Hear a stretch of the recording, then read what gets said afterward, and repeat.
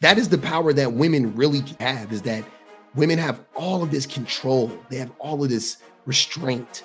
They have all of this internal drive, and men fear the out of that. When you start looking at the emergence of patriarchy and misogyny as a tool of control, the only reason, plausible reason, that you can look at as to why men started to control and impose those sorts of controls over women is because that men were genuinely afraid of the power that women possessed. Most men are terrified of women's power and of women's clarity. When a woman knows who she is and what she wants, that terrifies many men. They can fantasize and post all they want about repealing the 19th Amendment, but the numbers don't lie. We outnumber them, and when we show up, we win.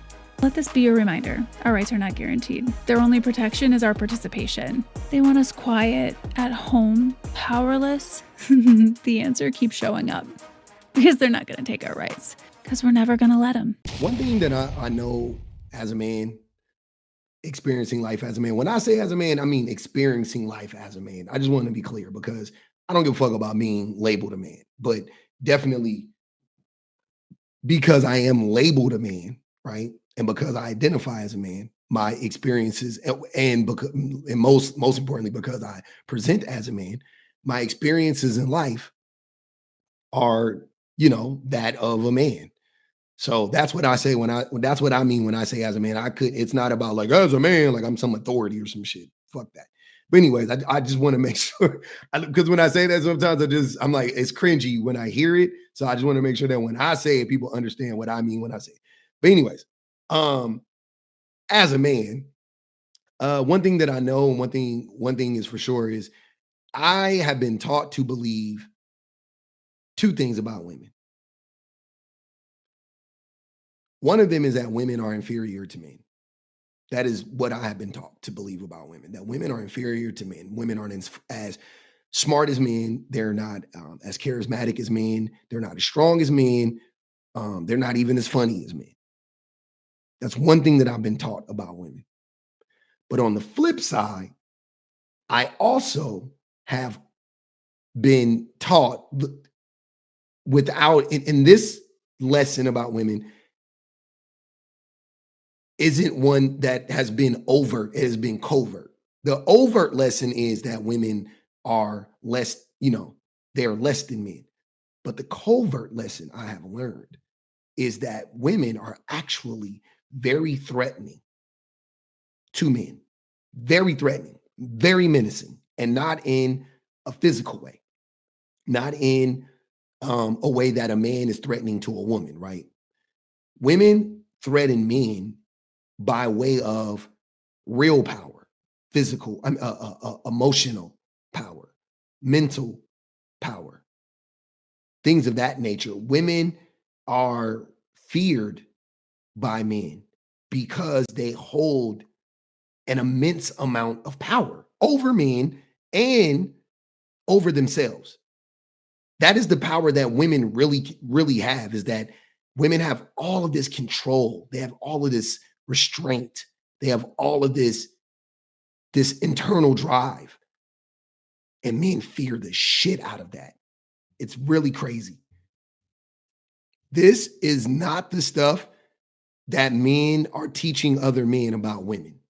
This is what they don't want you to know about women.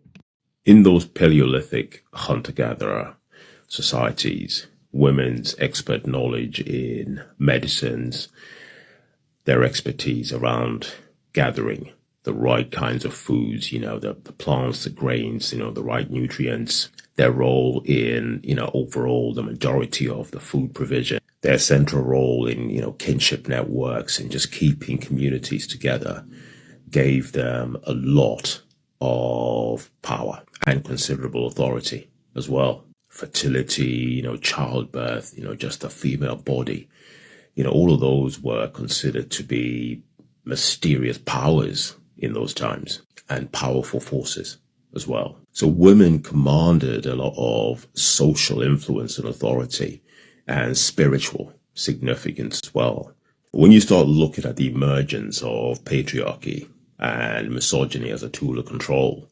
The only plausible reason that you can look at as to why men started to control and impose those sorts of controls over women is because that men were genuinely afraid of the power that women possessed. Men were genuinely afraid of the potential that women had, because a lot of the measures that were taken in those sort of, times post that, for example, bringing in some of those laws around the fact that women are not allowed to work, you're not allowed to have financial freedom, they have to be dependent on men for financial independence, and they can't do this, they can't do that. And also the violence that started to emerge against women. All of that can only indicate that men have always been genuinely frightened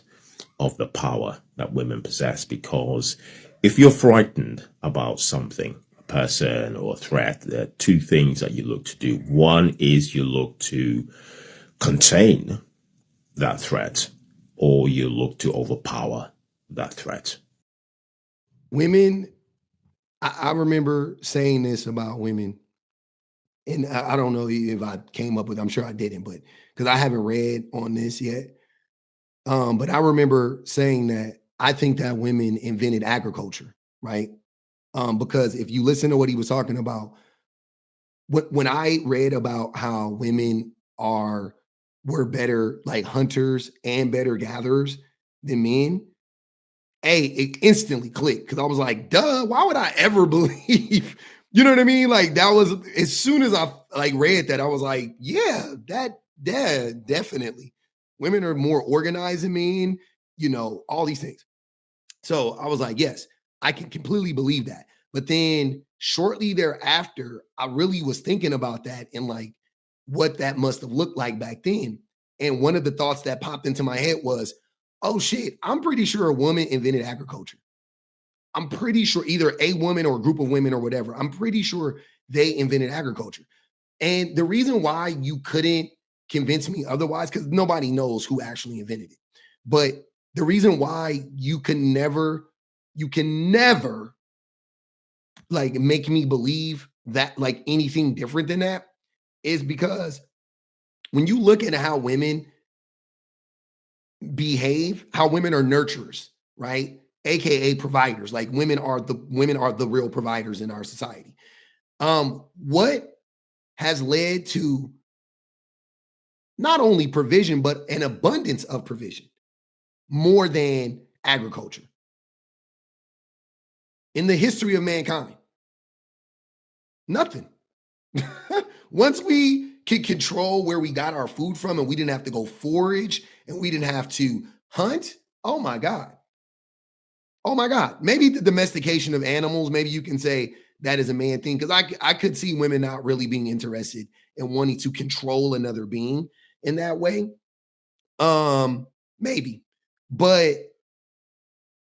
agriculture, I think that is a female, a woman, like that. Just all signs point to women invented agriculture without a doubt, because of everything he just said when he talked about how women are better and that, like that all led me down that path. And I have never let go of that thought since. Like you cannot, how people say I'm closed-minded on certain things, and that's one of the things I'm completely closed-minded on. You could not dissuade me from that thought. I wholeheartedly believe that. And because men have this irrational fear of women, we are in a place where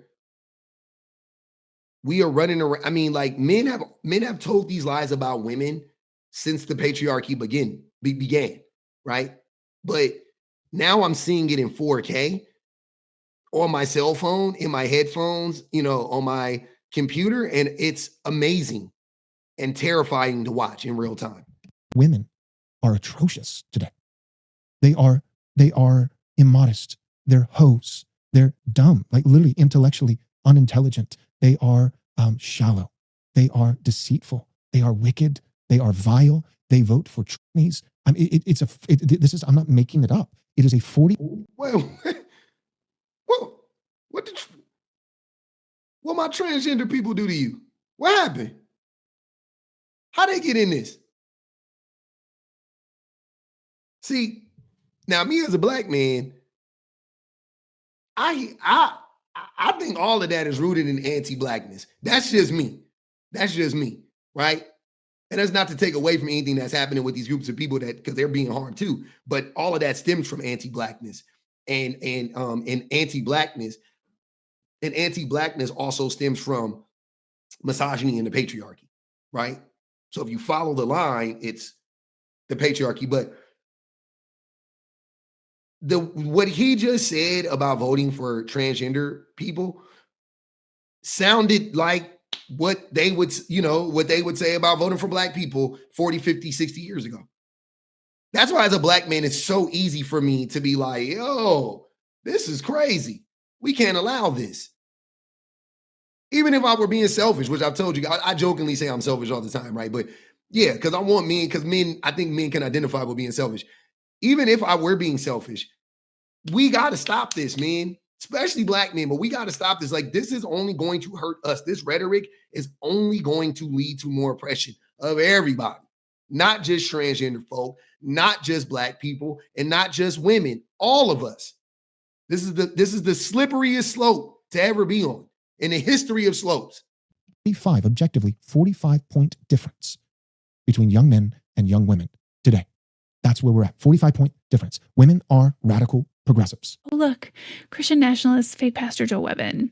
I'm sorry. So what I hear when he says that is women are just objectively better people than men. Right? Is that not what you hear? Like, and this is what I say to men all the time. Women are objectively, like scientifically, better people than men. They are. They are. Like, it just is what it is, man. Doesn't mean we can't be better, but they are right now. They really are. Women are radical progressives. Oh, look, Christian nationalist fake pastor Joe Webbin. And if you're thinking that video was a response to the election results, you'd be wrong. That was from days ago, and I was going to make a video just on that.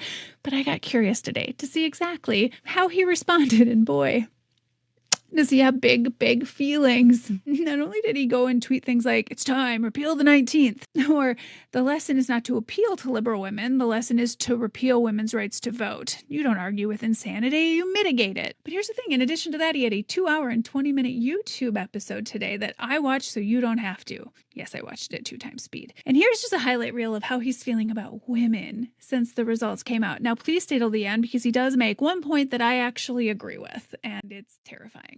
We have a Muslim socialist who has just been elected mayor of the largest city here in the United States of America, New York City. We need to talk about how did that happen. The simple answer is women and foreigners. Foreigners need to be deported. Women need to be quiet. You need to be quiet. And men who love the women in their lives, but should love them enough to say, you don't get to drive the car anymore because you keep driving it off of a cliff. How did he get elected? White women. White, liberal, young women. And a lot of it being because of his policies, economic policies. I disagree there. It wasn't because of white women. It was because of black people. It was because of foreign-born people, Asians, Latinos. That's how he got elected. If you go look at I don't know about in New York. Maybe not in New York, but I saw like at least 6 exit polls, and white people were still on that bullshit. So let's be white women included. They were still on that bullshit. It was 55-45. It was in favor of the Democrat, you know what I mean, or whatever the case may be. And in some cases, in Virginia, for an example, most white people voted for the Republican. Most white people, that means white women included. Like, so yeah, it wasn't. Let's who it was. It was women. I'll give you women. That's fine. But it was definitely black women. It was Asian women. It was some white women. But it wasn't. You can't say all. You can't say women in general. No. Come on. Come on now, because we got to call out the intersectionality matters, right? White women keep voting against their best interest too. They keep doing that. Black men keep voting against our best interest too. Happens all the time. Let's call a spade a spade.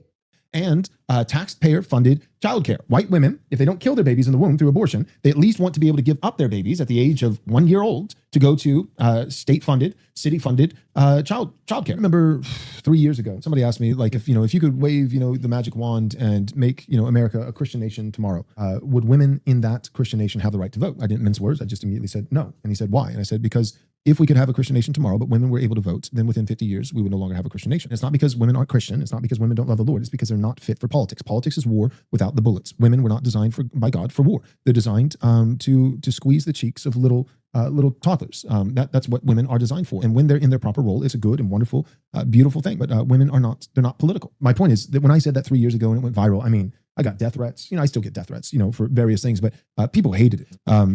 I don't know if you've noticed. I've been doing some repeal the 19th posting myself, and it has changed in the last 3 years. There's still people who are upset and who don't like it, but there is more support than I ever thought we would see in my lifetime, much less just 3 years later. He literally just said that women aren't fit for politics. You shouldn't be allowed to drive, ladies. And this isn't some like medieval thinking from centuries ago. No, this is now. This man has a platform, followers, and he believes half the population should lose their right to vote. Because our only value, ladies, is to be able to pinch the cheeks of toddlers. He's right about one thing. This mindset has become far more widely accepted. There are more people saying this shit out loud now than there was even 3 years ago. Let us not forget that Pete Hegseth's spiritual advisor is Doug Wilson, who literally said this, on the national news. But here's the thing. Yesterday's election results are exactly why they're terrified. Yesterday, women showed up. They voted. They organized. They made their voices heard. And we won races across the country. They can fantasize and post all they want about repealing the 19th Amendment, but the numbers don't lie. We outnumber them, and when we show up, we win. So let this be a reminder. Our rights are not guaranteed. Their only protection is our participation. They want us quiet, at home, powerless. The answer keeps showing up. Because they're not going to take our rights. Because we're never going to let them.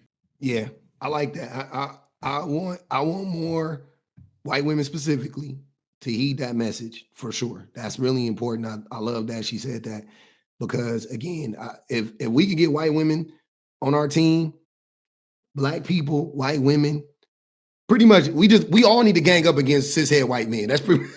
That's what I'm saying. Let me just say the quiet about it. That's what we need to do. We need to all gang up against cishet white men. That's what we need to do.